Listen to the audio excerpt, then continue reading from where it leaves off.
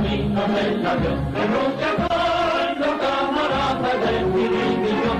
Tierra azul, con aquel poder de España llegaré, se fundirá la negra por mi capitán. En agosto de 1942 la división ya está cubierta de gloria. El mando alemán decide convertirla en división de asalto e incorporarla una vez reequipada a la Operación Luz del Norte, que deberá acabar con la toma de Leningrado y la destrucción del ejército ruso en el norte. Para ello, la división es sacada del frente y concentrada en las cercanías de Colpino, con la intención de prepararla en las nuevas técnicas de asalto del ejército alemán. Sin embargo, frente a la equivocada opinión del alto mando alemán, el ejército rojo no solamente está lejos de colapsarse, sino que muestra una inusitada actividad en el frente. El ejército rojo preparaba la operación Iskra, que debería ser realizada en diversas etapas y concluirá siempre, según el mando rojo, con la destrucción del ejército alemán del norte.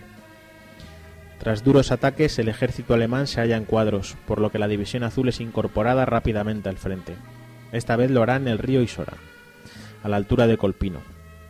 Además de realizar la adecuación a su nueva situación de división de asalto, deberá proteger un frente previsto de 30 kilómetros que pronto se convertiría en 60, dada la debilidad de la división adyacente.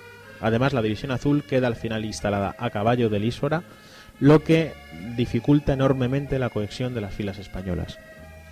En estas circunstancias se produce otro de los hechos de armas más notorios de la División Azul, donde uno de sus batallones, el segundo batallón del 269, volverá a cubrir de gloria las armas españolas, cerrando una enorme brecha provocada por el ejército rojo a la altura de Poseroc, donde el ejército alemán ha sido barrido por una ofensiva roja, costándole de nuevo a la División Azul un río de sangre. De 532 hombres que parten, tan solo regresan ilesos 27. Eso solo después de haber cumplido su misión. Buenas tardes, bienvenidos a otro nuevo episodio de la isla del Guripa, el quinto capítulo concretamente. Hoy vamos a tratar del periodo que supuso el espacio de tiempo que va desde la salida del frente del Bolshov, propiamente dicho, hasta la instalación en el frente, ya en el Isora, en las cercanías de Colpino, donde será, digamos, la última etapa de la División Azul como tal. Para hablar de este tema contamos, como siempre, con Gustavo Morales, periodista, observador internacional en conflictos varios, para abreviar. También tenemos, como siempre, a Luis Togores, doctor en Historia, y hoy como invitado especial tenemos a Francisco Torres García, licenciado en Letras, especializado en Historia Moderna y Contemporánea, profesor de Educación Secundaria, y a lo largo de los años ha publicado artículos en numerosos medios de comunicación. Ha publicado varios libros de historia y colaborado en diversas revistas especializadas. Desde su fundación ocupa el cargo de portavoz en el partido Alternativa Española y además actualmente es secretario adjunto del partido. Muy bien, pues vamos a empezar.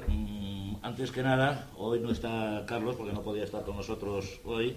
Pues yo antes de empezar un poco a hablar del tema del cambio de frente de esto, en ese agosto del 42, ¿cuál es la situación del ejército alemán? ¿Cómo están las cosas, sobre todo en el frente, un poco en líneas generales y sobre todo en el frente norte? Bueno, vamos a ver, en estos momentos las esperanzas de acabar en una rápida guerra en el frente ruso evidentemente han desaparecido. La Wehrmacht todavía sigue siendo una poderosa máquina militar, donde prácticamente el 90% del ejército alemán está en el frente ruso. Siempre cuando vemos el soldado Ryan y todas esas películas nos da la sensación de que los grandes combates eran en el frente occidental, pero realmente allí eran unos combates realmente casi simbólicos porque había muy pocos soldados alemanes, que el otro estaba en el frente ruso.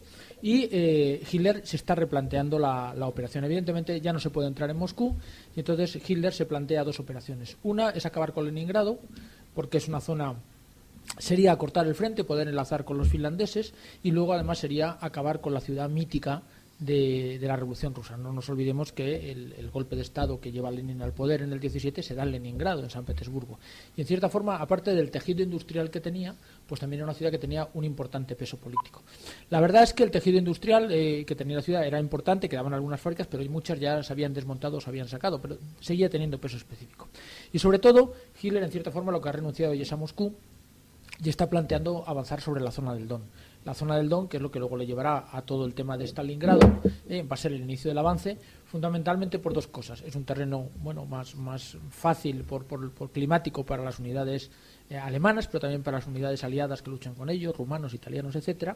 Pero también es que le tiene que llevar a toda la zona de pozos de petróleo que están precisamente en torno al Mar Negro, es decir, Rumanía, etcétera, con lo cual los alemanes siempre tuvieron un problema gravísimo, que era la falta de materias primas. De petróleo y caucho. Sí, bueno, el caucho era imposible que lo tuviesen porque evidentemente venía de Indonesia y sitios así, entonces ellos inventaron el caucho sintético, pero sí necesitaban petróleo, ¿no? Necesitaban petróleo, como otra serie de minerales, porque realmente no nos olvidemos que la guerra, es decir, la conquista de Hitler de Europa, en el fondo es para hacer ese imperio colonial que los británicos tenían los franceses, los Estados Unidos no lo tenían, pero no lo necesitaban porque tenían una nación joven e inmensa, y entonces ellos tenían que tener un imperio colonial, primero por motivos ideológicos, es decir, eso del espacio vital, pero es que también ese espacio vital era materias primas, exactamente igual que Japón, para una industria floreciente y cada vez más rica que digamos, requería cada vez más materias primas. Entonces, la más importante, ayer, igual que hoy, era el petróleo, y el único petróleo que había relativamente accesible a manos de los alemanes era el que llegaba a través de la zona rusa y rumana en torno al Mar Negro. Entonces Hitler se quiere garantizar esos suministros y esa es la gran operación. Los españoles están precisamente siempre en el frente que no les toca. Es decir, ya sabemos que los españoles se barajaron dos frentes, ¿no? Uno era ir al frente ruso cuando se pensaba que la guerra iba a durar muy poco tiempo y por tanto se iba al frente de Moscú para poder entrar en Moscú porque la guerra iba a ser muy corta, y la otra, probablemente el frente más lógico por motivos climáticos, hubiese sido que fuesen al sur de Europa, probablemente este frente del Don. Afortunadamente no fueron para allá y se les envió justo al lado opuesto, donde unos mediterráneos tenían... Sí, pintaban más bien poco. Y se les envía allí. Entonces, bueno, pues en este momento Hitler se está replanteando la ofensiva. Los españoles se ha replanteado una vez más. Pensemos que el asedio de Leningrado es el asedio más largo de la historia. Dura 900 y pico días, es decir, casi 932 si no me falla la memoria.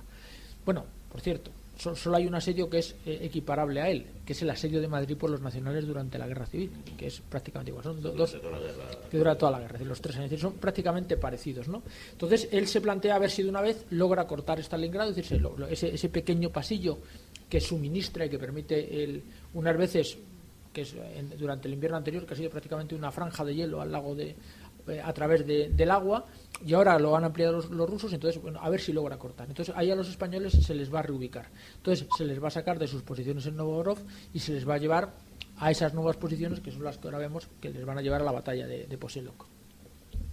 Sí, Gustavo. A mí me gustaría recordar que efectivamente lo que ha dicho Luis es absolutamente correcto. Agosto de 1942 es una fecha bastante importante para la División Azul, fundamentalmente porque es trasladada. La División Azul abandona la unidad en la que estaba, abandona el frente del Bolshoi y es incorporada al 14 Cuerpo de Ejército del general von Manstein. Y a partir de ese momento la División Azul pasa de ser una unidad de línea a ser una división de élite. Se la reconoce como tal ya en septiembre de ese año, a finales del 29, creo recordar. Sí, que además ese es un dato que yo creo que pasa absolutamente desapercibido, incluso para muchos amantes, por así decirlo, de la división. Esa conversión de unidad de infantería normal a división de asalto. División de asalto y con regimientos considerados como regimientos de granaderos, lo cual es la tropa de élite de la Wehrmacht. La división, al cambiar de frente, también cambia de actividad. Pasa a formar parte de las primeras líneas, de hecho releva la 121 División Alemana y forma en las primeras líneas de Leningrado, y ahí vas a ver, y mucho, lo que es la artillería soviética, que machaca constantemente las líneas alemanas y españolas donde están situados. La división... Se supone que se iba a incorporar a una operación, que era la que ha hecho referencia a Luis sin nombrarla, que es la operación Luz del Norte, que iba a acabar ya con el cerco de Leningrado, pero esa operación al final se tuvo que suspender por la catástrofe de Stalingrado y por el derrumbamiento del frente central, con lo cual ya se olvidan los sueños hitlerianos de tomar la ciudad de Stalin y, por supuesto, tomar Moscú. Que a mí me gusta hacer una referencia al petróleo de la República Soviética, de Azerbaiyán y demás, que al que también he hecho referencia en los Tortogores, porque muy recientemente ha salido un libro en ruso, todavía no está traducido más que al inglés, en el que se dice que el petróleo o el combustible que utilizaba la Fuerza Aérea Alemana, la Luftwaffe, para volar sobre Inglaterra, formaba parte del pacto Molotov-Ribbentrop, y ese petróleo era petróleo, precisamente petróleo ruso. decir, que los aviones alemanes estuvieron atacando a Churchill gracias al petróleo de Stalin. Yo Bueno, creo- Francisco, interven cuando quieras. Los estaba oyendo y física estoy no significa que no... Sí, los problemas del teléfono.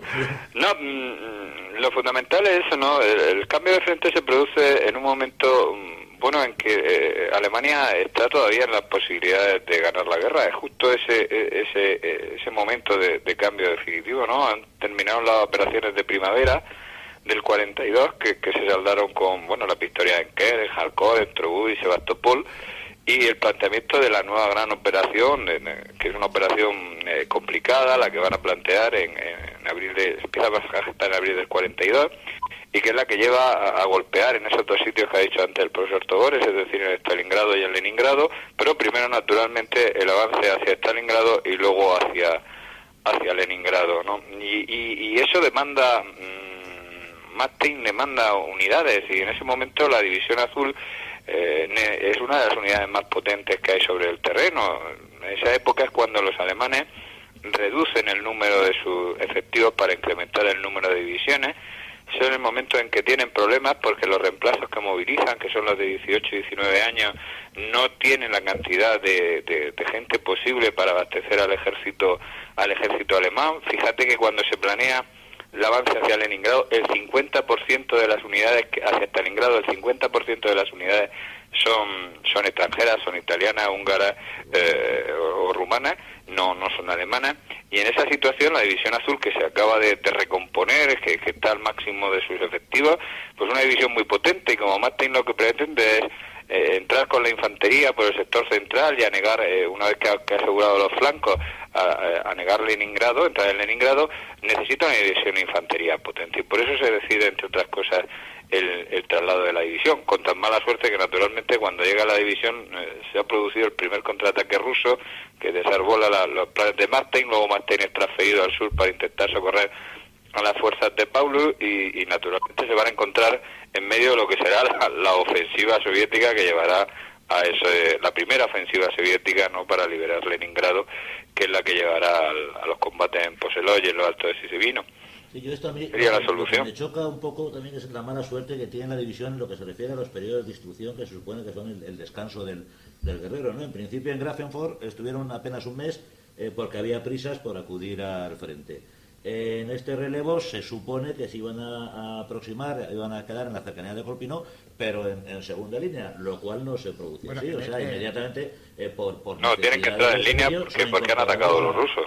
Son incorporados al La frente primera y tanda de la división es importante recordar que estamos hablando en muchos casos, que no ocurre ya en la segunda y la tercera, en muchos casos de soldados veteranos, de hombres que han hecho la guerra de Marruecos y que han hecho la guerra de España. Es decir, que el periodo de instrucción en Grafenwöhr es un poco para aprender, para muchos falangistas del SEU, y fundamentalmente para aprender los términos y la forma de moverse táctica de los batallones y las unidades alemanas. Pero estamos hablando de una división que tiene un grupo muy importante de veteranos de la guerra española y de la guerra de Marruecos. De todas maneras, antes habéis señalado unas cosas que son importantes. Primero se le nombró unidad de granaderos, lo cual era una unidad de élite, pero no cambió ni su equipo ni su entrenamiento para ser granaderos. Se supone que, lo que decías antes, que iban a ser entrenados para y reequipados. Vamos, de hecho, no tuvieron tiempo, pero es que tampoco el ejército alemán era capaz de hacerlo a estas alturas. Es decir, No, pero incluso antes hay un informe del Estado Mayor cuando está terminando, digamos, el relevo inicial, el que se hace con las reservas y soldados de los cuarteles antes de iniciar la nueva recluta en el 42.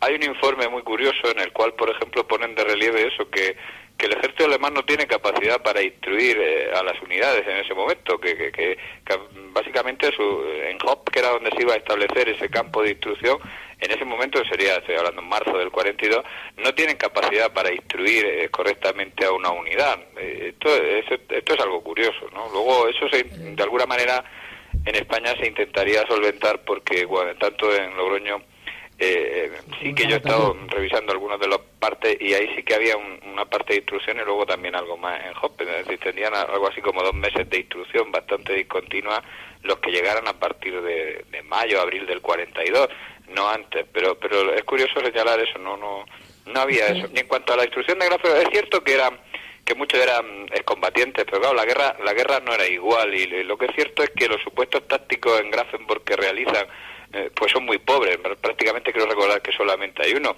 El regimiento Vierna, que es el que yo más conozco, porque eran los de aquí, donde iban los de Levante, pues, por ejemplo, el coronel Vierna decide hacer, mientras paren la marcha, 2 supuestos tácticos, uno para hacer frente a ataques de tanques y otro para hacer una especie de supuesto táctico donde están preparados casi con fuego real sobre esa posibilidad, ¿no? Sobre cómo hacer frente a una ofensiva, a un ataque soviético sobre sus líneas.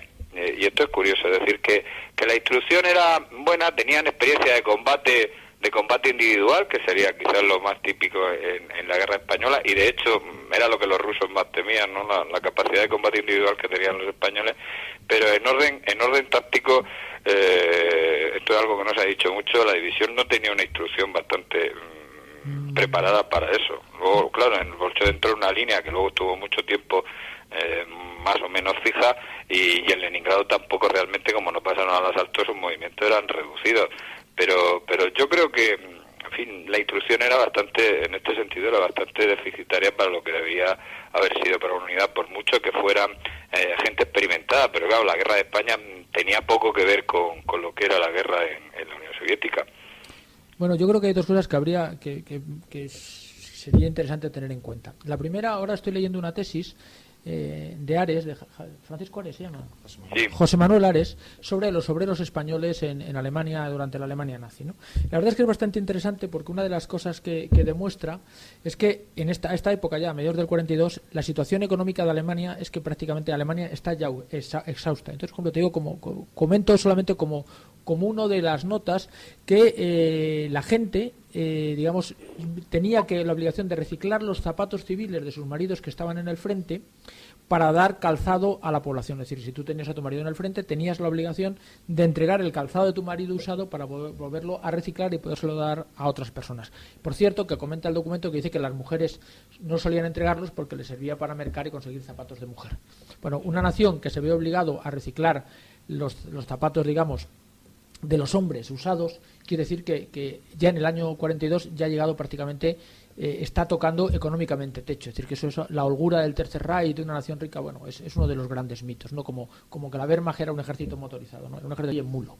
La otra cosa que señalaban Francisco Torres, lo matizaría, que los españoles hacían, venían sobre todo no de la guerra de África, era un modelo de guerra pues muy distinto. Yo creo, por ejemplo, tenían trincheras corridas como las de la Brozor. Como se demuestra, funciona mejor que el sistema alemán de grandes trincheras corridas de todas del frente. Por ejemplo, otro de los sistemas que era muy típico de los españoles, es que eran unidades que gastaban gran cantidad de munición y que gastaban también gran cantidad de granadas de mano, cosa que los alemanes eran bastante parcos en ellos, de otras cosas, porque es verdad que no tenían muchos.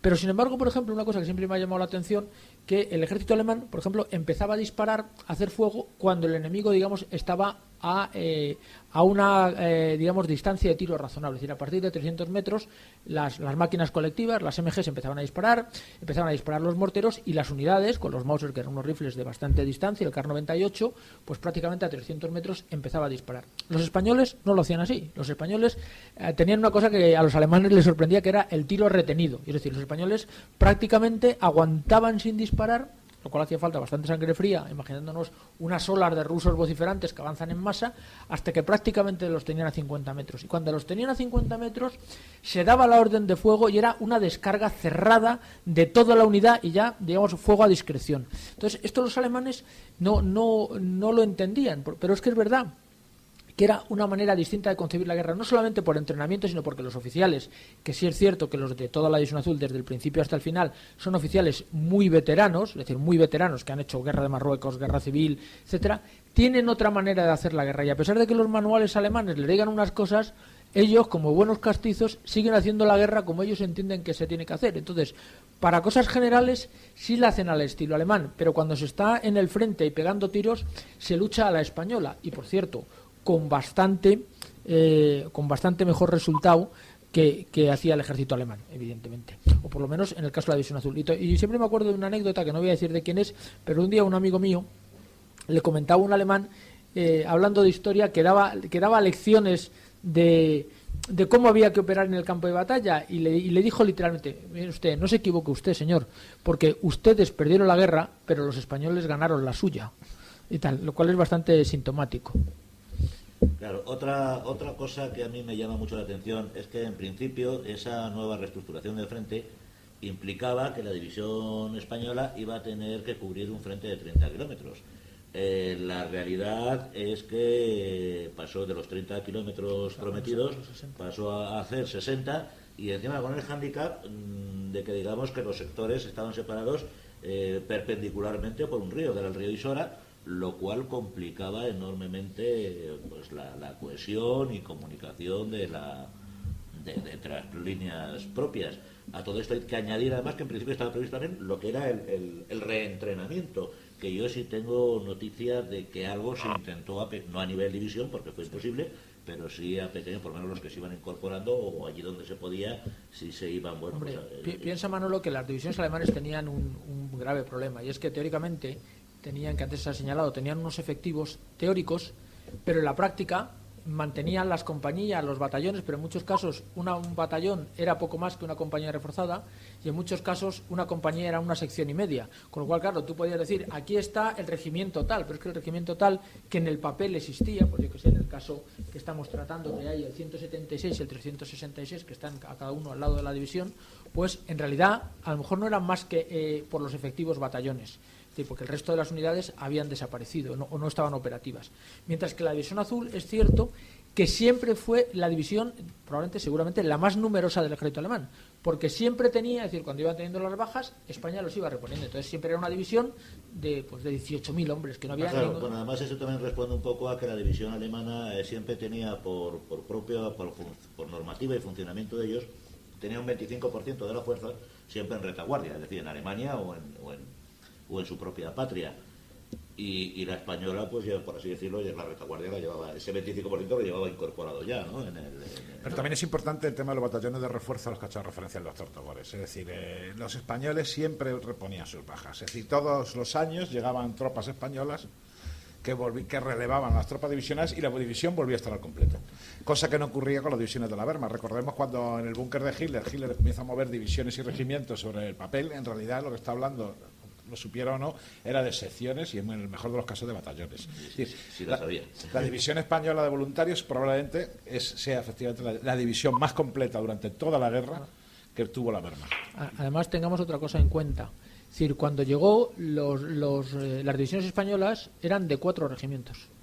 Claro. Y los alemanes 3. Entonces, cuando llegaron allí, como llegó de 4 regimientos, hubo que nombrar a uno de los coroneles segundo jefe de la división. Y lo que se hizo es que se escamoteó ese regimiento, se creó la tía Bernarda, se crearon unidades, bueno, que en realidad ninguna división alemana tenía, con lo cual, en realidad, era una división 1/3 más grande que cualquier otra división de infantería normal.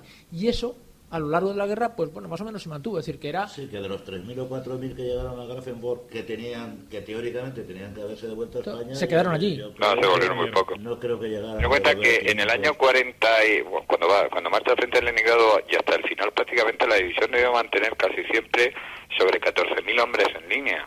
Es decir, que es casi el doble de lo que normalmente tenía una división alemana en ese momento en efectivos, que no debía alcanzar los 8.000.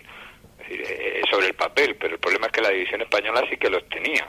Y claro, como tú dices, cuando la trasladan, el primer frente no llegaba ni a los 30 kilómetros. En el plan de Manstein, el sector de la división para hacer de ataque y luego de protección del avance, que era su misión, tenía un sector de 12 kilómetros que van a ampliar hasta esos que has dicho anteriormente. Pero es que no les queda más remedio, porque como es la única unidad que tiene efectivos suficientes, pues el mando alemán le ordena que se amplíe toda su división. Cuando el plan de Manstein se viene abajo a finales de agosto y luego se reúne con Muñoz Grandes, lo que viene a decir Manstein antes de irse, mire usted, fortifíquese.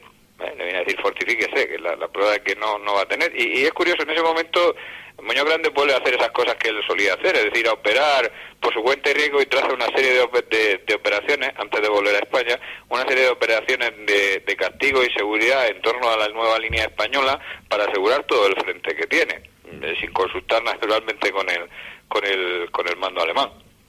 Efectivamente, es el 19 de octubre del 42 cuando se suspende definitivamente la operación Luz del Norte y la división española vuelve a formar parte del 18 Ejército Alemán, incorporándose ya a esas tareas de Leningrado. Y estos son los prolegómenos de los que quiere hablar Manolo de ese invierno, cuando vamos a llegar a la batalla de Poselok.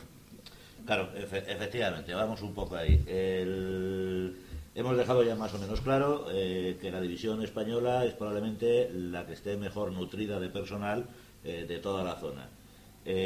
Por esas fechas, en octubre, el frente alemán cede, es prácticamente arrasado, y se recurre nuevamente a la división española para que envíe refuerzos y trate de taponar una brecha enorme que se ha formado en la línea alemana con tropas españolas.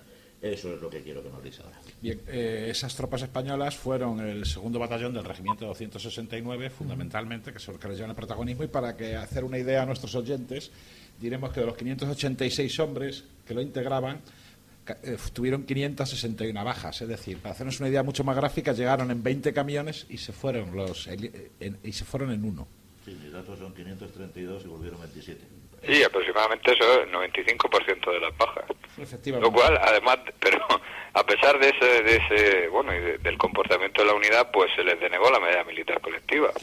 Es Al por falta de batallón, méritos. por El esta escrito acción. decía por falta de méritos. Es decir, un batallón que había detenido el avance soviético, porque cuando el batallón estaba prácticamente destruido, habían sido heridos ya los capitanes Aranda, Masip, Olmedo, Patiño, había muerto el capellán en acto de servicio, confesando un moribundo en el frente de batalla. Cuando los rusos cantaban victoria y llegaban a hitos de vodka, de repente los españoles calaron bayonetas y al grito de arriba España se lanzan sobre las fuerzas rusas y hacen tal carnicería en el ataque cuerpo a cuerpo que desbaratan la ofensiva soviética y los obligan a retroceder. Esto es lo que el mando español consideró que tenía falta de mérito. Claro, y además, nosotros llamamos eso pues, la batalla de Poselov, pero en realidad para que el oyente lo tenga claro, eso suponía algo fundamental, que era defender los altos, los altos de Sinavino. Esos altos eran fundamentales, porque de allí donde estaba instalada la artillería alemana y controlaba toda la zona que estaba al este de Leningrado.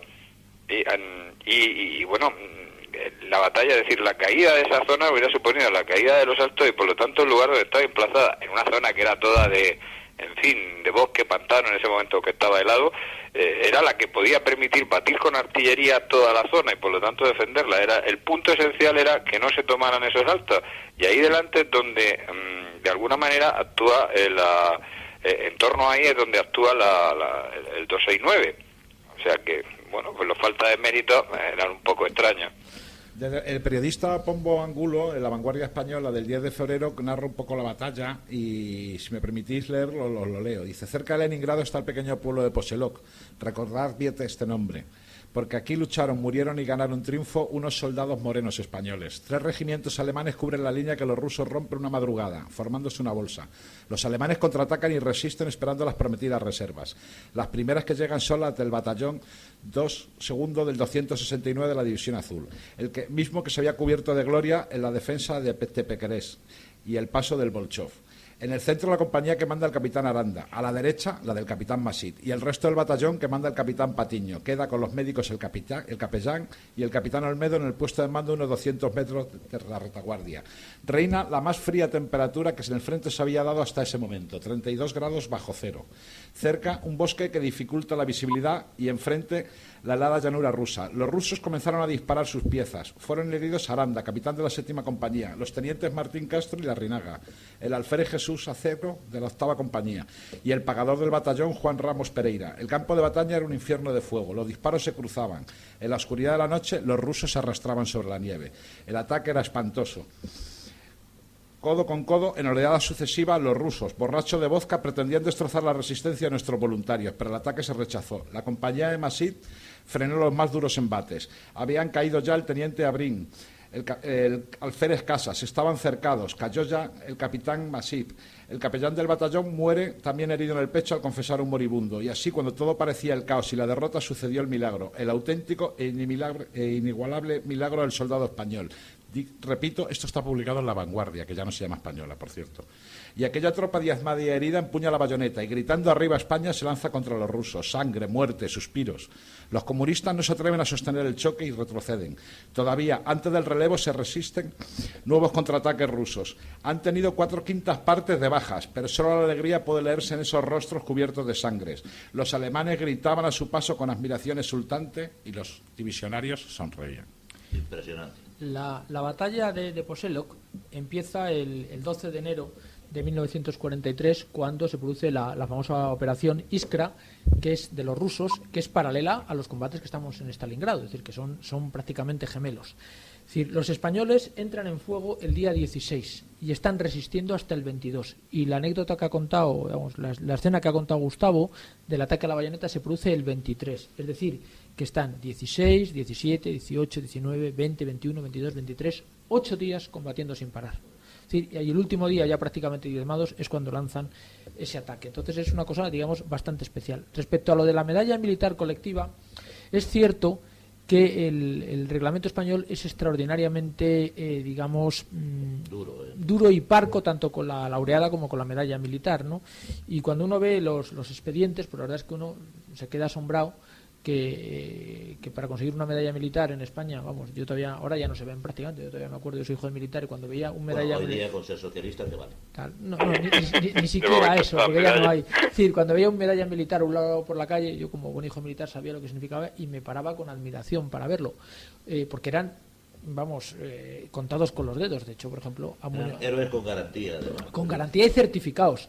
Y entonces, claro, era muy difícil. Si nosotros lo comparamos con las condecoraciones alemanas, es decir, las casi 2 millones y pico de cruces de hierro o los 100 y pico mil largas que yo creo que se dan de cruces de primera de caballero, pues entonces la verdad es que nuestras condecoraciones, claro, no es que fuesen raras, es que eran rarísimas, porque el sistema era muy complicado, ¿no? Entonces, bueno, pues aquí evidentemente en este combate hubiese sido seguramente acreedor. Lo que pasa es que el sistema que había de condecoraciones exigía unos requisitos que, pues, muchas veces eran prácticamente no imposibles de dar, pero sí casi milagrosos. Hombre, ¿no? Yo por poner una nota de humor, aunque sea humor negro, si las condecoraciones españolas requieren de testigos de las acciones y volvieron 27, pues no me extraña que se consideren pocas. Claro. No, dieron la laureada más y luego las 2 medallas militares se dieron condecoraciones individuales, y no solo las dio el ejército español, que siempre fue más tacaño, como ha dicho bien el doctor Tagores, sino que se repartieron bastantes cruces de hierro de segunda y primera clase, en casi todos los casos a título póstumo.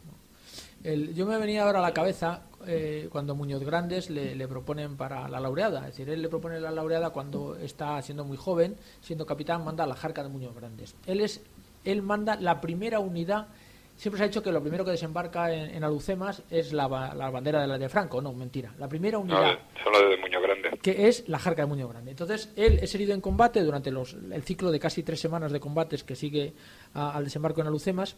Y yo, que he visto el expediente, no le dan la laureada porque a él le preguntan literalmente si se cree que es acreedor de la laureada, y dice que no. Dice, no, bueno, mire usted, claro, yo opino y tal, pero lo que se llamaba en España vergüenza torera, no va a decir siempre, sí, soy un tío cojonudo, que me la den. Tío dice que no, y dicen, como él dice que no, no se la damos, y no se la dan. Entonces está el expediente donde dicen que lo que al final ha sido el testimonio determinante, ha sido el propio testimonio del propio Muñoz Grandes, diciendo que, bueno, que no cree que tenga suficientes méritos para la laureada. No se arrepentiría de esas palabras. No, yo creo que no, pero de todas formas, el general Muñoz Grandes siempre fue muy parco en lucir sus condecoraciones. Perdona, solo lucía una, que la llevaba siempre, que era la medalla militar individual. Es decir, que no se ponía las demás porque no se ponía la chatarrilla. Cualquier chatarrilla que cualquier otro se la habría puesto hasta en el pijama, pero él no se ponía, claro, llevaba la medalla militar exactamente igual que Franco llevaba la laureada. Es decir, cuando uno tiene una medalla militar o una laureada, se puede permitir el lujo de no llevar más cosas. Sí, no. Es evidente. Bueno, pues yo creo que el tema de Poseloc lo hemos dejado claro, y yo lo que sí quiero hacer hincapié es en que, bueno, estamos ya en los prolegúmenos, como bien ha dicho Luis. Estamos ya en la operación Iskra del ejército soviético, en la que se encuadra en una batalla que implica a todo un regimiento de la División Azul Española, y probablemente sea, bueno, probablemente no, con seguridad es la batalla más dura que se produce, y una de las, vamos, que sorprende, la victoria española por resistencia sorprende a propios y extraños. De esta batalla, que es la de Krasnivor, hablaremos el capítulo que viene, y nos extenderemos bastante sobre ella, porque bueno, la verdad es que todo lo referente, yo por eso muchas veces siempre digo que la increíble historia de la División Azul porque episodios como el que acabamos de ver de Poselo es que son increíbles, es que son impensables, o sea, son más de, vamos, vas con ese guión a Hollywood y te lo rechazan por fantástico. Tú sabes Sin que embargo, la División Poselo Azul fue constante. es el combate donde en proporción más baja está en la División Azul, mucho más que en Krasnivor. En Krasnivor tiene muchas por la cantidad, pero en tanto por ciento. Como hemos hablado antes en el bloque anterior, la División Azul es probablemente la unidad de la Segunda Guerra Mundial mejor nutrida de personal a lo largo de toda su estancia en el frente. Esto se debió a los batallones de marcha. Y para no enrollarme yo mucho, que a fin de cuentas no es mi misión en el programa, Francisco, ¿qué eran los batallones de marcha?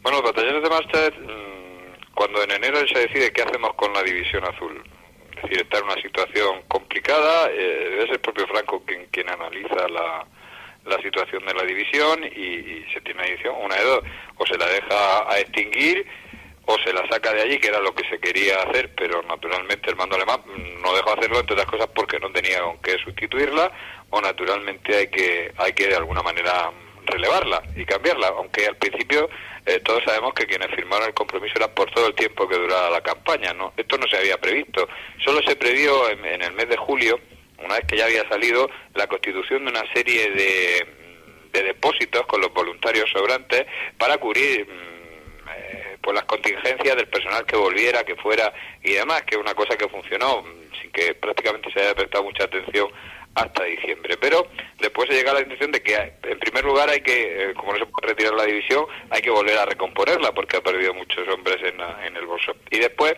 eso agota, digamos, las reservas, la gente que había quedado en lista de espera, vamos a llamarlo así, y los especialistas que se mandan desde unidades militares.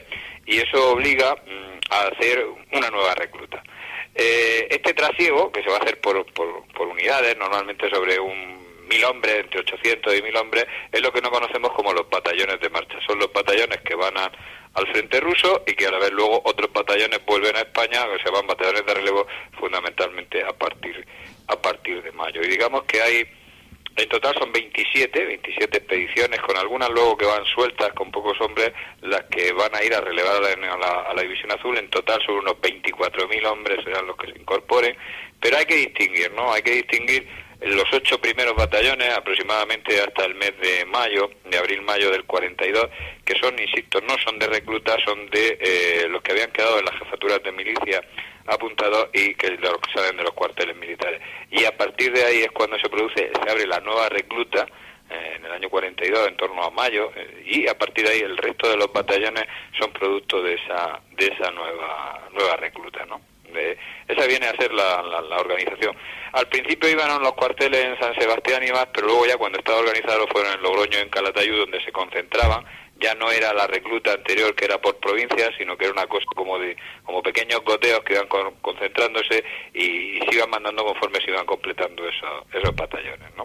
Esa sería un poco la idea. ¿Para qué? Pues para renovar la división y mantenerla en el frente, porque si no se hubiera extinguido la forma de combatir, la cantidad de bajas que tenía, se hubiera extinguido. Y además la División Azul no tenía rotación, como habéis dicho antes, es decir, los soldados estaban en el frente todo el rato. Lo más que podían hacer para intentar darle algún descanso era mandarlo a algún tiempo a algún hospital, es decir, pero eso era muy poco efectivo. Por lo tanto, esta sensación de los relevos a través de rotaciones será la que permita, en fin, que mantener la división en el frente y además renovar a la gente del combate, porque la fatiga del combate era importante. Es decir, a partir del invierno del 41, esa fatiga del combate, por ejemplo, se nota muy bien en los ataques de epilepsia, que se van a incrementar debido precisamente a esta situación, ¿no? Esta sería la idea un poco de estos batallones de marcha que salen desde España y que van a relevar a la División Azul.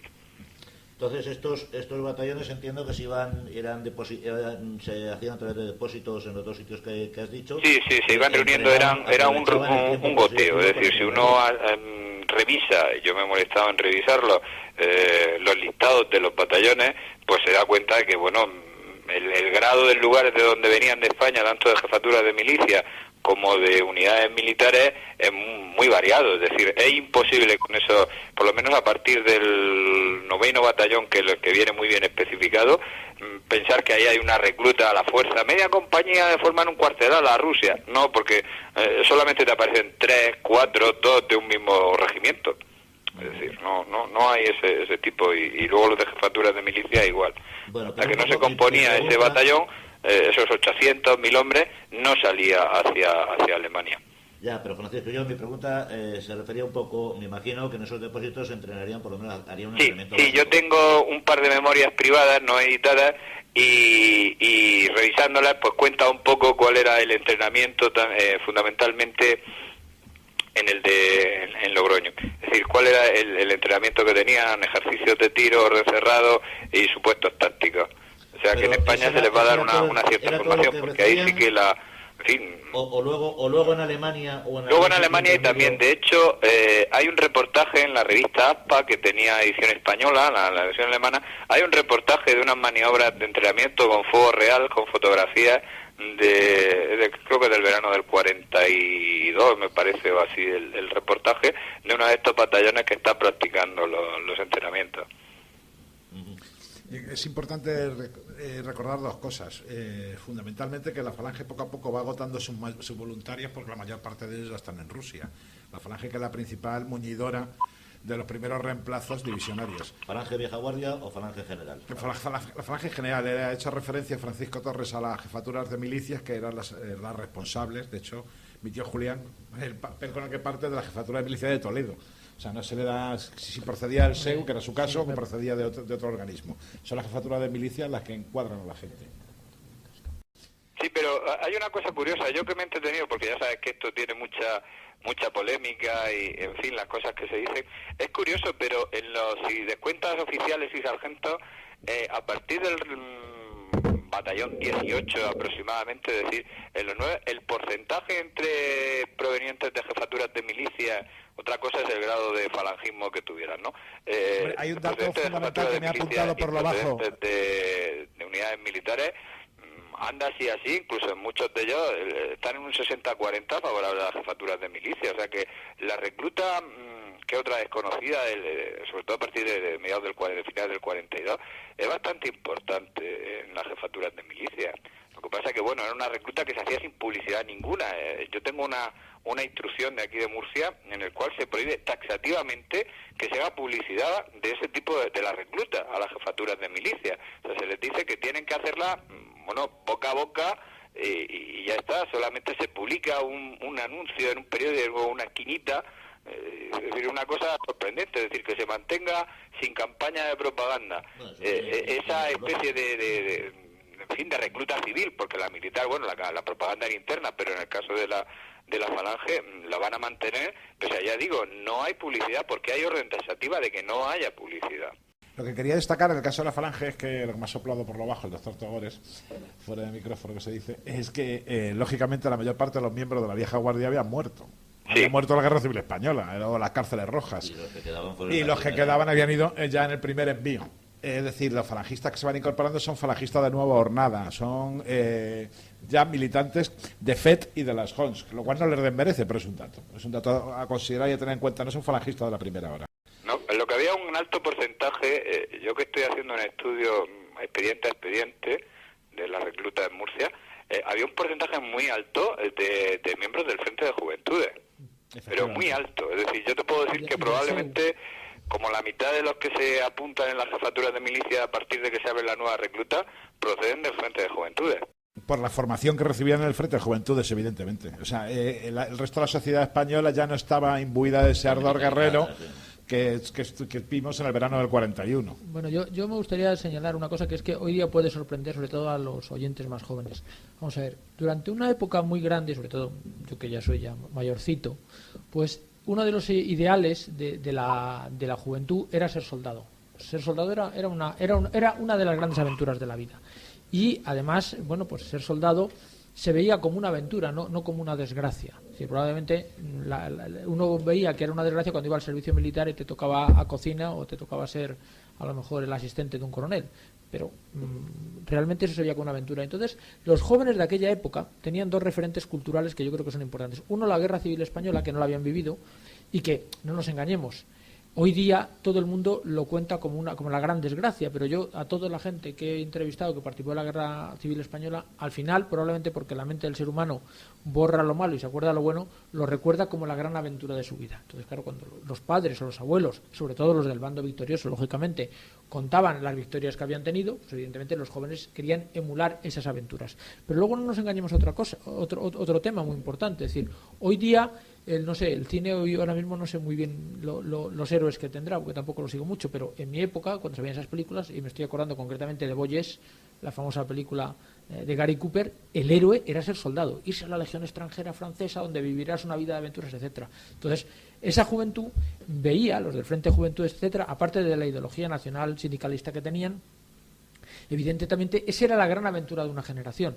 Hoy día también los jóvenes pasa una cosa, que buscan en internet y sacan un billete de 50 euros y se van a Cancún y la aventura no hay, pero claro, un tío que a lo mejor era, yo sé, de Villanueva de la Serena, a lo mejor no salía en toda su vida del pueblo, entonces eso también era una gran aventura. Sí, eso era la oportunidad de ver mundo. De mundo. Entonces, bueno, pues eso también estaba ahí, que hoy día nos es difícil de comprender, pero que en aquel momento hacía que jóvenes que tenían algunas referencias culturales de novelas, de aventura, y si no pensemos en el famoso libro África de Junger, cuando él se va de su casa con 16 años para alistarse a la Legión extranjera francesa, porque quiere vivir una vida de aventuras, esa oportunidad de la División Azul, aparte de devolver la visita a la Unión Soviética, era la oportunidad de esa gran aventura que solamente se podía tener en un hecho como ese. Además, tampoco nos engañemos, todo el mundo pensaba que Alemania iba a ganar la guerra, digamos, de corrido, con lo cual te estabas apuntando al bando sí, eso ya vencedor. hemos comentado, que una de las preocupaciones durante la gran marcha de aproximación era que algunos pensaban que no iban a llegar. Sí, pero fíjate, estos que se apuntan después, ya no se apuntan. Bueno, el tono triunfal seguía, ¿no? Pero ya no era igual. Sí, pero sigue habiendo el alito romántico, de caídos todos los días en la prensa, que salían 3 o 4 biografías, yo que vaciaba un periódico entero, todos los días, quiero decir que sabían que aquí se iba a morir, vamos, tenían la posibilidad cierta de morir, y las entrevistas con los mutilados que volvían, todo eso sí que estaba en un tono heroico, que quiero decir, no, hay que comprenderlo en la dialéctica de la época, eran héroes, había caído, no sé qué, los funerales, pero esta gente, los que se apuntan para ir después, ya no es el paseo militar ni las victorias de aquellas semanas que costaban muy pocas vidas, no, aquí ya estamos hablando de las penalidades que se conocían, o sea, que casi que tiene un mérito añadido, ¿no? Es decir, la inconsciencia del primero, que también existiría en el segundo, tenía de gente que ha estado allí, otro contrapeso que la primera vez no tenía. Bueno, en la primavera del 42 recordemos que vuelve el primer batallón de repatriación, que es el espejo de los batallones de marcha. Ese batallón regresa a España con unos 1.300 hombres mandados por el coronel Pimentel. El coronel Pimentel es recibido por todas las autoridades, esos 1.300 hombres se manifiestan públicamente por la calle, son recibidos entre vítores. El diario Pueblo publicó un artículo del divisionario Pedro Salvador, que había recibido la Cruz de Hierro, es decir, que todavía había un ambiente heroico que tiene muy poco que ver con el regreso del resto de los voluntarios en sucesivas ediciones. Es decir, poco a poco el régimen tiene que ir bajando un poco ese perfil, porque empiezan a entender que Alemania no va a ganar la guerra y que los aliados no ven con buenos ojos la participación de una división española. De todas maneras, en el caso de la falange, si nosotros pensamos en los cancioneros falangistas, que a mí además yo tengo muy mal oído, pero me gusta la música militar, probablemente porque tengo mal oído, ya saben que dicen que la música militar es lo que el pensamiento navarro al pensamiento, ¿no? Pues, entonces a mí me gusta, entonces no sé qué me gusta, tanto de un lado como lo de otro. Entonces, si os fijáis, casi todas las canciones falangistas son de autoinmolación, es decir, lucharemos, nos mataremos, pero no nos importan, la patria nos lo exige, es decir, hay muy pocas canciones falangistas de victoria, y casi todas son de autosacrificio, y evidentemente eso en la conciencia colectiva de una España y de un movimiento como era la Falange, casi, digamos, llama que se te coman los leones en el circo máximo. Es decir, es que claro, bueno, en este caso lo que te llevan es a morir a Rusia y pensar en el cara al sol, hacer guardia a los luceros, el yo tenía un camarada, nunca es venceremos y mataremos al enemigo, sino siempre pondremos nuestra sangre, nuestra vida al servicio de la causa. Y eso evidentemente cuaja perfectamente con Rusia, es decir, con ir a Rusia a luchar por la División Azul, porque, vamos a ver, no nos engañemos, vas a poner tu sangre al servicio de la causa. Y eso, yo creo que ese hálito romántico que hoy día, en un mundo tan pragmático y tan materialista como el nuestro, es difícil de comprender, en aquella época tenía un tirón como podía tenerlo, yo que sé, entre los húsares de Napoleón, morir en una carga, que era casi lo estaban deseando, ¿no? Pues aquí, yo creo que, y eso también tenemos que valorarlo, porque ese sentimiento de sacrificio aunque no se exprese, es decir, nadie quería morir, pero estaba ahí, digamos, en las conciencias de aquellos voluntarios. Bueno, hemos hablado de los que iban. Yo también, y además ya lo has tocado tú, Gustavo, un poco por encima hace un momento, también hay que hablar de los que volvían. Yo precisamente hoy, hablando con mi madre, que está comiendo con ella, que todavía vive, me ha comentado, pues casi con emoción, recordando en la Puerta del Sol el recibimiento que tuvieron los divisionarios, pues que fue de saltar las lágrimas a todo el mundo. Entonces, pues bueno, es un poco el tema que yo quiero que toquemos ahora. ¿Qué protocolo se seguía con los batallones de relevo que volvían? Vamos a ver, yo creo que habría que hacer antes de eso una matización. Tenemos dos regresos. El regreso hasta enero del 40, digamos hasta enero del 43, es decir, hasta cuando vuelve Muñoz Grandes, y los que regresan a partir del 43, realmente a partir de febrero del 43. Se ha producido un corte tangencial en la guerra, que es la derrota de Stalingrado. Y la derrota de Stalingrado, a los observadores más avezados, ha demostrado que los alemanes no pueden ganar la guerra. Es cierto que los falangistas más ideológicamente convencidos, como por ejemplo era Yago, etcétera, o Muñoz Grande, confían hasta el final de la guerra en la victoria de Alemania. Pero los que están viendo, digamos, fríamente la guerra, después de Stalingrado ya está claro que Alemania no puede ganar en ninguna circunstancia la guerra. Y Franco es uno de ellos. Recordar que Franco es el que le dice a Girón en el Palacio de Ayete, antes de empezar la guerra, que la guerra la van a ganar los aliados, no la van a ganar los alemanes, que no nos engañemos. Y eso lo dice antes de empezar la guerra. Y eso está en las memorias de Girón y es un tema incuestionable. Entonces él, cuando ve ese tema, cambia la alianza. Entonces tenemos, digamos, dos regresos. Los regresos heroicos, que es el que tú cuentas, Manolo, de tu padre, donde llegan todos desfiles por la Gran Vía, por la Puerta del Sol, Muñoz Grande le espera a todo el mundo, y regresos como el de Esteban Infantes y los siguientes divisionarios que llegan, que nadie le va a recibir, que nadie le espera, solamente le espera a algunos de los oficiales que han llegado antes, y llega, digamos, en tren tanto unos como otros de Matute. De hecho, cuando llegan los últimos divisionarios, exactamente igual que había ocurrido con los soldados que llegaban de Cuba y Filipinas después del desastre del 98, nadie quiere ser responsable, digamos, de ellos. ¿Por qué? Porque, como sabemos, la victoria tiene miles de padres y la derrota es huérfana. Entonces ellos llegan aquí y de hecho nadie se hace cargo. Entonces llegan, los que vienen de origen falangista no quieren ser llevados a los hospitales militares, de hecho hay que poner el hospital de Maudes para ellos. Millán Astray se hace cargo a través de mutilados de organizar una especie de sistema de hospitales que no son militares pero tampoco civiles para acoger esos divisionarios que llegan en malas condiciones, muchos de ellos ciegos, que requieren largos periodos de reeducación y de cura, porque nadie se quiere hacer cargos de ellos. Luego hay que buscarles trabajo, porque muchos de ellos llegan después de una campaña que estamos hartos de ver, los excombatientes de la guerra del Vietnam, que parece que no se podían reciclar, pues los nuestros llegan de una guerra mucho más terrible que la guerra del Vietnam, y hay que buscarles. ¿Cuántos de ellos acabaron de porteros? O de ujieres. Quitando esto que me mencionas tú de la iniciativa que tuvo Millán Astray, además entiendo que un poco por su cuenta y riesgo, utilizando como presidente mutilados. Como Estado no se hizo nada. Sí se hizo, el ejército se negó a recibir a los heridos de la División Azul. Sí, es decir, el ejército dijo que no eran soldados españoles. Claro, es que había un problema, es decir, la relación era que contractualmente la división acababa el día que volvía. Entonces el ejército, digamos, no tenía ningún... Esto es aplicar la norma en el sentido más restrictivo, claro está, pero lo que hicieron, es decir, contractualmente no tenían ningún tipo de relación, solamente aquellos que estuvieran mutilados o que tuvieran heridas, mientras el tiempo no curaban, todavía estaban bajo jurisdicción militar, bajo atención militar, pero el resto no, acababan su contrato, para entendernos así lisa y llanamente, y a partir de ese momento no pertenecían al ejército. Pero Paco, no nos engañemos, vamos a ver, había un motivo político. Sí, bueno, es que bien, no quiero decir que por cierto, esto está así, con mucha lógica, pero eso luego dependía a niveles provinciales, es decir, quien asume esa función es el Ministerio de Trabajo.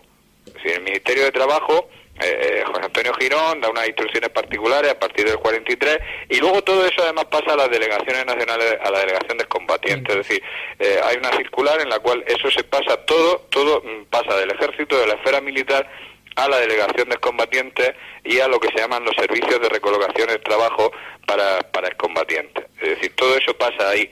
¿Cuál es el problema real? Que además yo lo he seguido bastante bien analizando, ya te digo, todos los expedientes de una provincia. Pues que muchos de ellos no sabían a qué tenían derecho. Y como además no había listados, no se sabía cuántos habían ido, en fin, en un poco de desastre administrativo, pues ahí estaba el quid de la cuestión. Ahora, quienes luego sí tuvieron muchos problemas fueron todos los que venían heridos. Ahí es donde se produjo el problema, además porque había, en contra de la orden, desde una orden, un decreto reservado de Franco, los tribunales militares aplicaron estas normas de forma restrictiva. Es decir, hasta tal punto llega la cosa que para los trámites, para las pensiones a los familiares de caídos, que no son militares, es decir, a los soldados, se da un plazo hasta el 46, que se aplica unos meses, y claro, no les da tiempo porque no tienen los papeles, y después el Ministerio del Ejército, bueno, la sección a la que le corresponde, pues decide que como vienen fuera de plazo, no les corresponde pensión. Oye, Esto da Paco, origen a una pregunta que una yo historia muy triste. Sí, yo no entiendo, es decir, esta especie de leyenda es que luego estaban marginados, es relativamente cierta, es decir, es que habían pasado al ámbito civil y por lo tanto dependían de las delegaciones de excombatientes, y además esa documentación se conserva a la Delegación Nacional de Excombatientes, a las delegaciones de provincia, a las que les corresponde la recolocación de los voluntarios. Es decir, el ejército ahí en realidad no tenía administrativamente nada que hacer. Es decir, Bueno, Paco, una pregunta. En esta época, porque yo no lo sé ahora mismo de memoria, ¿quién es ministro del Ejército? ¿Es ya Varela? no, Varela ya ha cesado. ¿Ya ha cesado de ministro del Ejército? No, espérate, no. en el Varela no. 43, Es cuando empieza la división, es Asensio Cabanillas. No, cuando empieza la división es Varela. Asensio Cabanillas, Varela, que es verdad, sí. el que aparece Es el justo después. el anterior, ¿no? Varela ha cesado cuando lo de Begoña, y Sí. Asensio Cabanillas Es que el está después. 42. Claro, es a finales del 42. Es que, o sea, te digo porque hablo de Varela, porque tú sabes que Varela era profundamente antifalangista. Efectivamente. Entonces, uno de los temas, precisamente, bueno, es decir, que todas estas no cosas hace nada. afectan... Es decir, acuérdate que, por ejemplo, a los divisionarios se les concede la calidad de combatientes. Por eso cuando Moreno y todos estos escriben, se fueron para obtener la categoría de combatientes. Mire, no, hasta agosto del 42 no se concede a los combatientes de la División Azul la categoría de combatientes. Es decir, no tenían derecho a ser combatientes. Sí, precisamente por Varela. Es decir, que cuando dicen esas cosas a veces deberían revisarlas, ¿no? Ya te digo, el problema es que dejaban de ser contractualmente del ejército, de depender. Fíjate el follón que hay después, que bueno, hay un largo rosario de divisionarios que tienen procesos abiertos por prófugos, porque estaban en Rusia, se les reclama para el servicio militar, no están y le abren expedientes y le abren consejo de guerra. Esto, hay un caso contrario al que estáis planteando. Kafkiana, esta manera que procede en este caso el ministerio del Ejército, pese a que, fíjate, hay una orden reservada de Franco en la cual se les considera como que están en acción de guerra, para entendernos, desde el momento que salen del cuartel militar. De todas maneras, Que se considera acción de guerra desde que están en el cuartel militar hasta que vuelvan. Es un decreto reservado que se hace en enero del 42 y un decreto de Franco. Bueno, pues luego se lo saltan a la torera. En contra de esto, sin embargo, la República Federal de Alemania mantuvo el pago a las viudas y a las madres de los caídos en la División Azul. hasta la actualidad. Sí, no. Hasta la actualidad. Las que están Bueno, vivas. Yo me acuerdo cuando yo era pequeño, en mi infancia de Toledo. Déjame hablar, Francisco.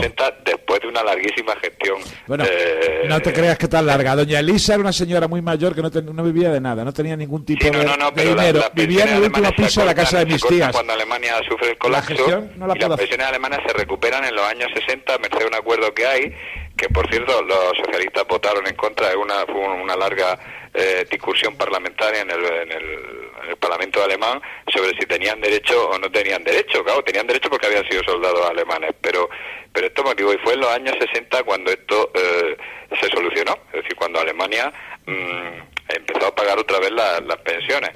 Fíjate cómo serían las cosas, que esto es muy curioso, porque claro, como nunca se ha investigado los expedientes administrativos, pues fíjate cómo serían las cosas, que estos que volvían no sabían a lo que tenían derecho. El consulado alemán aquí en el año 43, 44, anda como loco poniendo anuncios en los periódicos diciendo, miren ustedes, aquellos que tienen familiares caídos en Rusia tienen derecho a unas pensiones, pero aquí no se presenta nadie a reclamarlas.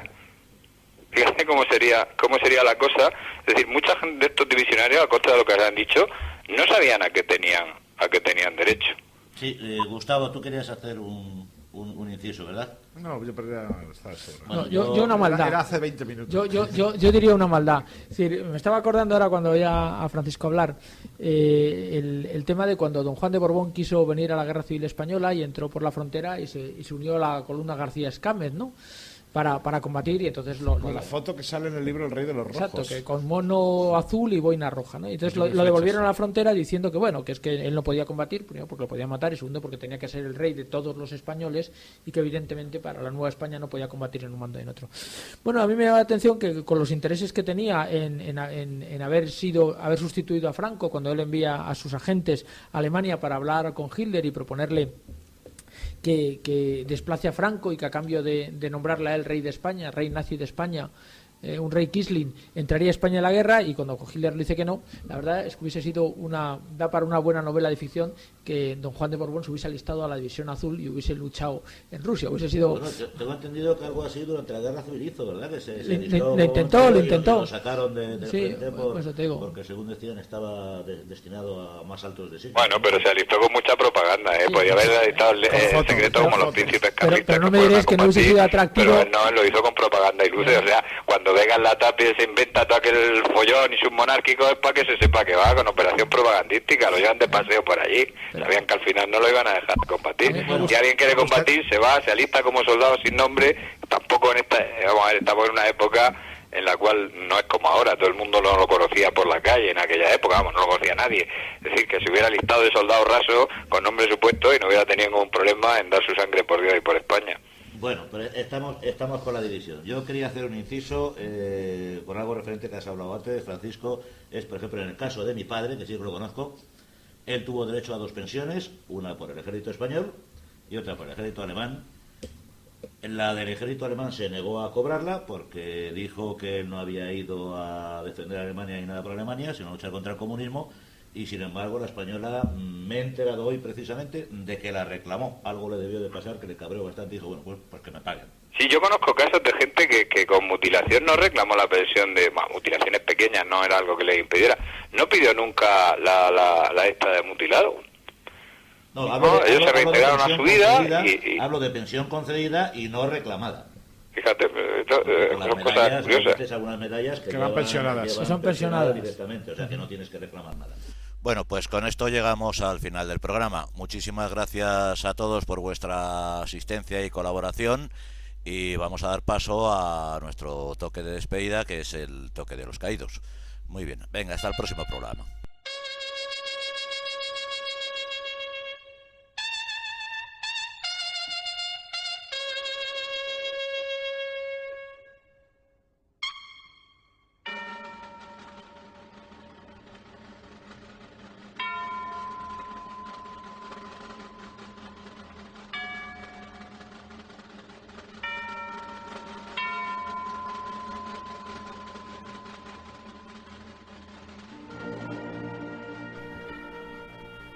Dios de los ejércitos, Dios de los soldados, tú que todo lo puedes, tú que escuchas a tus hijos. Escucha nuestra oración por los que ofrecieron su vida en la lucha contra tus enemigos. Concédeles la gloria de tu presencia. Ellos ya están junto a sus camaradas de la primera hora en la guardia de los luceros. Ellos dieron su vida por ti y por España, llevando la luz a un mundo sombrío. Dales, oh Dios, eterno descanso, y niéganoslo a nosotros hasta que sepamos ganar para España la cosecha que sembró su muerte.